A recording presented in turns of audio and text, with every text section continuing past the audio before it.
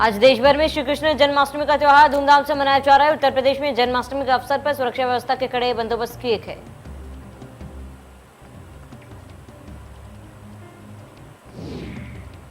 भगवान कृष्ण की जन्माष्टमी को दिव्य और भव्य बनाने के लिए मथुरा के हर चौक चौराहे को भव्य तरीके से सजाया गया। मंदिर के पूरे परिसर को फूलों से सजाया गया।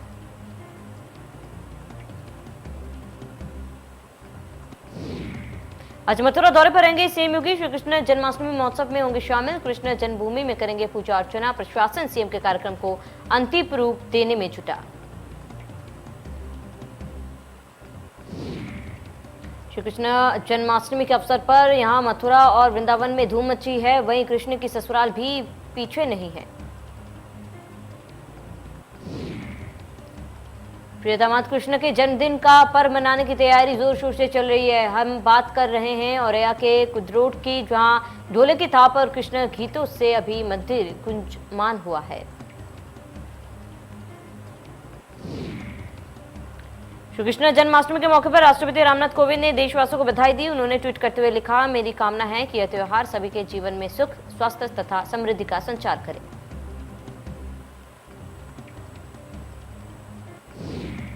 श्री कृष्ण जन्माष्टमी के मौके पर पीएम नरेंद्र मोदी ने भी देशवासियों को ट्वीट कर शुभकामनाएं दी।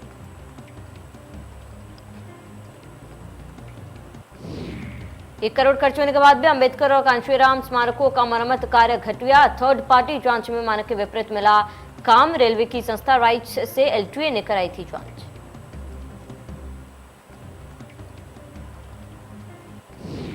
सीतापुर में 3 महीने से बाढ़ का दंश झेल रहे नहका के लोग, ग्रामीणों को नहीं मिल रही राहत सामग्री। प्रशासन पर मदद नहीं करने का आरोप।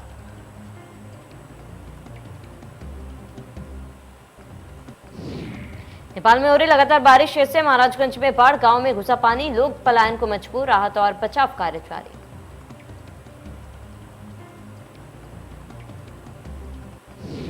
भला के बसंतपुर में जननायक चंद्रशेखर विश्वविद्यालय पूरी तरह से जलमग्न हो गया। यूनिवर्सिटी कैंपस के चारों तरफ पानी भर जाने से नाव चलाने की नौबत आ गई।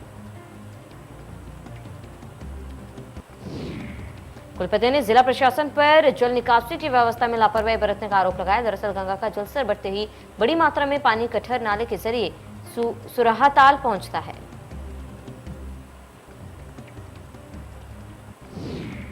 गोड्डा में लगातार बढ़ रहा है घाघरा नदी का जलस्तर। खतरे के निशान से 50 सेमी ऊपर पहुंची घाघरा। वही बैराजों से घाघरा में छोड़ा गया 3.43 लाख क्यूसेक पानी। एलिग्ने चरसड़ी बांध के करीब तेजी से हो रही कटान से नदी की धारा में समय 800 बीघा फसल। चंदापुर किंटोली गांव के पास बांध में तेजी से कटान। जन्माष्टमी को लेकर योगी सरकार का बड़ा फैसला। नाइट कोरोना कर्फ्यू में भी विशेष छूट। जन्माष्टमी की रात नहीं रहेगा night curfew.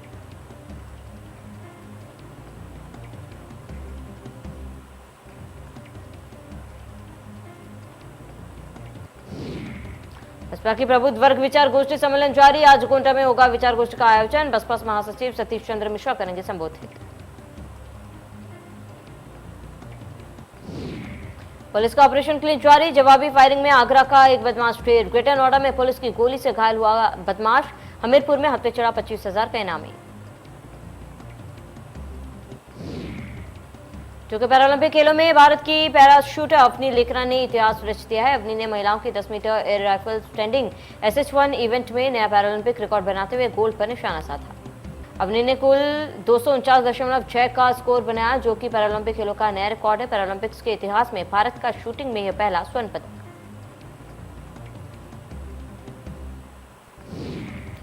Parachuter Avani Lekhara की जीत पर पीएम मोदी ने ट्वीट कर बधाई दी। उन्होंने कहा, वास्तव में भारतीय खेलों के लिए वह विशेष क्षण है।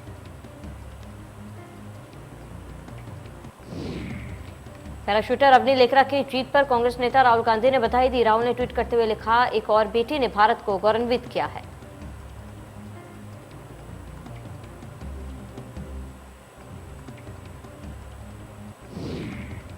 टोक्यो पैरालंपिक्स में बहादुरगढ़ के योगेश कचुनिया ने देश की शांति कराई, जिन्होंने पुरुषों के डिस्क थ्रो इवेंट के फाइनल में अपनी शानदार जीत से भारत की जय जयकारा दी। योगेश कचुनिया ने F56 कैटेगरी में भारत के लिए सिल्वर जीता। 8 साल की उम्र में लकवाग्रस्त होने वाले योगेश ने अपने छठे और अंतिम प्रयास में 44.38 मीटर चक्का फेंक कर दूसरा स्थान हासिल किया। बहादुरगढ़ में योगेश कथुनिया के घर में जश्न का माहौल। जैसे ही परिजनों को पता चला कि योगेश ने सिल्वर मेडल पर कब्जा किया है, परिवार वाले खुशी से झूम उठे। पीएम मोदी ने पैरा एथलीट योगेश कथुनिया को सिल्वर मेडल जीतने पर बधाई दी। प्रधानमंत्री ने कहा, योगेश कथुनिया ने प्रदर्शन अच्छा किया। पैरा एथलीट योगेश कथुनिया की जीत पर कांग्रेस नेता राहुल गांधी ने ट्वीट कर बधाई दी। लिखा, आपकी प्रेरक उपलब्धियों पर देश को गर्व। टोक्यो पैरालंपिक 2020 में भारत के खाते में एक और मेडल आ गया है। पैरा एथलीट निशात कुमार ने पुरुषों के हाई जंप के मुकाबले में रजत पदक जीता। निशात कुमार ने पहली बार कोशिश में 2.02 मीटर की जंप की थी। दूसरे प्रयास में उन्होंने 2.06 मीटर की जंप की। पैरालंपिक में देवेंद्र झाझरिया ने बेहतरीन पेज में रजत पदक जीता। देवेंद्र ने 64.35 मीटर दूर भाला फेंका। राजस्थान के चूरू जिले के देवेंद्र झाझरिया मेडल जीता है। उनके नाम भारत की ओर से पैरालंपिक में 2 बार गोल्ड जीतने का रिकॉर्ड दर्ज किया।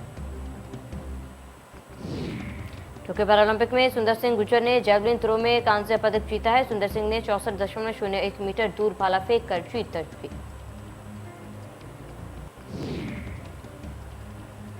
टोक्यो पैरालंपिक में बहादुरगढ़ के योगेश कथुनिया की चांदी। डिस्क थ्रो में जीता सिल्वर मेडल, तो जैवलिन थ्रो में देवेंद्र झाझरिया ने जीता सिल्वर।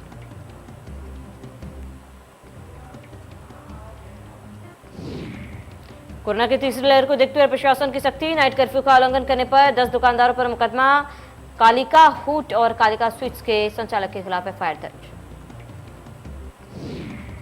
लखनऊ के 19 गांव के नक्शे ढूंढे नहीं मिल रहे हैं। पिछले 2 सालों से इनकी खोज की जा रही है। जिन गांव के नक्शे नहीं मिल पा रहे हैं, उनकी जमीनें काफी कीमती बताई जा रही है।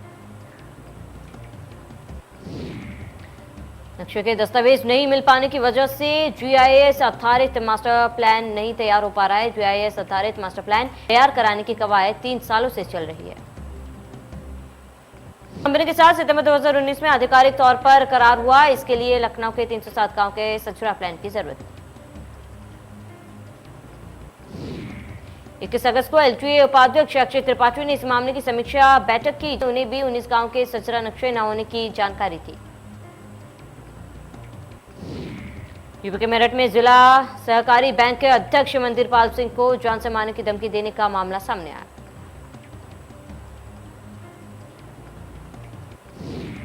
मेरठ के करीब पल्लवपुरम निवासी जिला सहकारी बैंक के अध्यक्ष मनिंदर पाल सिंह ने पुलिस को बताया कि शनिवार रात 9:06 पर उनके मोबाइल पर धमकी दी गई। मनिंदर सिंह ने बीजेपी के स्थानीय नेता भी है।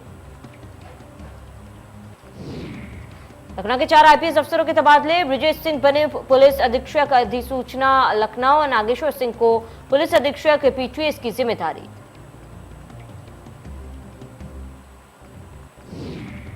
गाजियाबाद में 1 सितंबर से खुल रहे हैं छोटे बच्चों के स्कूल। पेरेंट्स एसोसिएशन ने शुरू किया सर्वे प्लेटफॉर्म।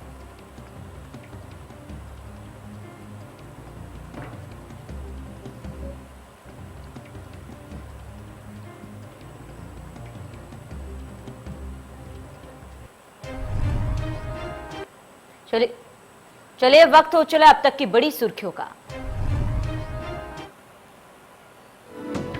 प्रस्तुत करता है doctor ortho Ayurvedic oil and capsule, जोड़ों के दर्द की बेजोड़ दवा। सह प्रायोजक है पेट सपा आयुर्वेदिक चूर्ण, पेट सपा तो हर रोग दब। पीएम आवास योजना के लाभार्थियों को सीएम योगी ने दी सौगात। 2,08,53 लोगों के खाते में ट्रांसफर किए 1,341 करोड़। कहा, गरीबों तक पहुंच रही शासन की योजनाएं।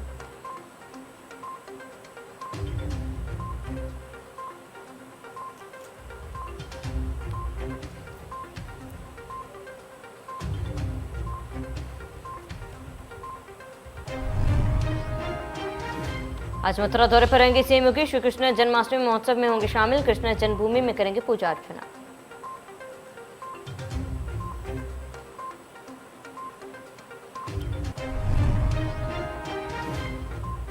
एएमयू में लगे पोस्टरों पर बोले बीजेपी सांसद साक्षी मार्ग का कुछ लोग आस्तीन का सांप। तालिबानी सोच वालों पर होनी चाहिए कार्रवाई।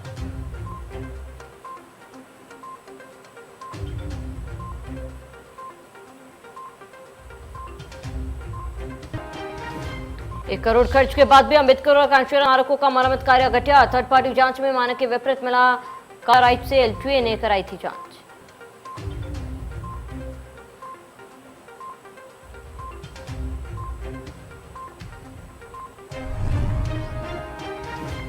राजधानी लखनऊ में 2 साल से ढूंढ रहे मिल रहे 19 गांव के नक्शे। फंसा है मास्टर प्लान। एलटीए उपाध्यक्ष की बैठक में अधिकारियों ने दी थी नक्शे न होने की जानकारी।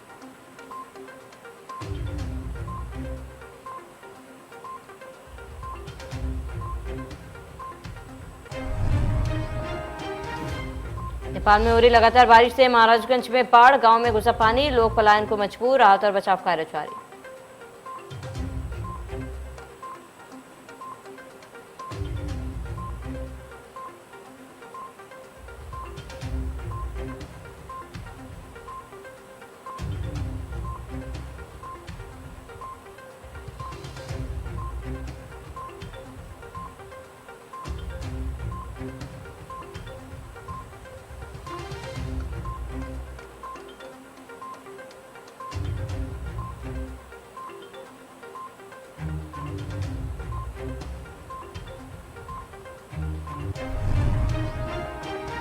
चलिए फिर एक बार रुक कर लेते सुपरफास्ट खबरों की ओर।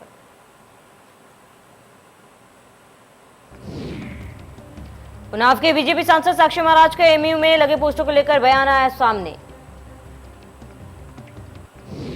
उन्होंने कहा कि कुछ आस्तीन के सांप हैं, तालिबानी सोच लोग हैं, उनके खिलाफ कार्रवाई होनी चाहिए।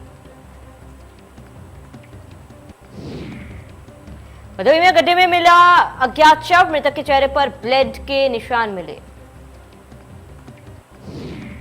श्रावस्ती में भिंगी चौराहे पर दिन दहाड़े फायरिंग। पान वाले को गोलियों से भूनकर फरार हुए बदमाश।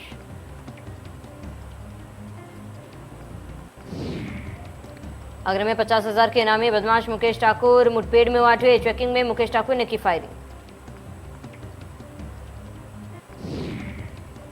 उन्नाव में नकली खांसी की सिरप बनाकर पैक कर रहे 3 अभियुक्तों को रंगे हाथ उन्नाव पुलिस ने दबोचा। वहीं 2 अभियुक्त भाग निकले।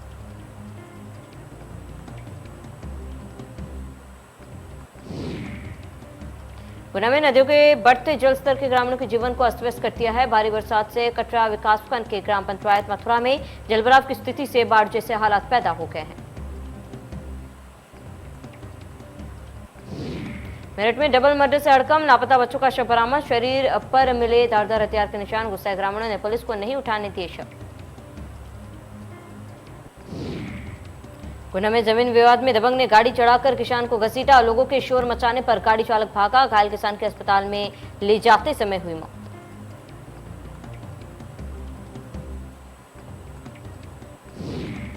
मुरादाबाद के रेलवे स्टेशन पर ट्रेन में चढ़ने की कोशिश कर रहे यात्री अचानक गिर पड़ा। गनीमत रही कि प्लेटफॉर्म पर मौजूद रेलवे पुलिस की सिपाही ने यात्री को पकड़कर ऊपर प्लेटफॉर्म पर खींचा।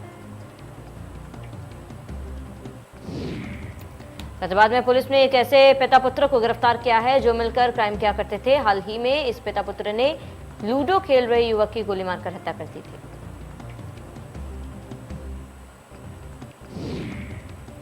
झांसी के गुरसराय थाना क्षेत्र में 13 साल की लड़की की हत्या कर दी गई। पत्नी के दबाव में आकर पिता ने बेटी को मौत के घाट उतार दिया।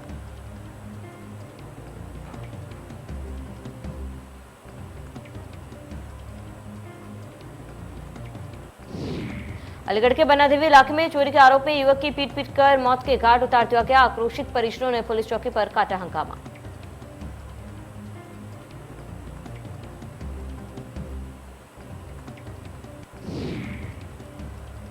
बल्कि नरी थाना क्षेत्र के प्रधान की दबंगी देखने को मिली, जहां प्रधान ने बाढ़ पीड़ित बुजुर्ग को दरवाजे पर लात घूंसों से जमकर पीटा।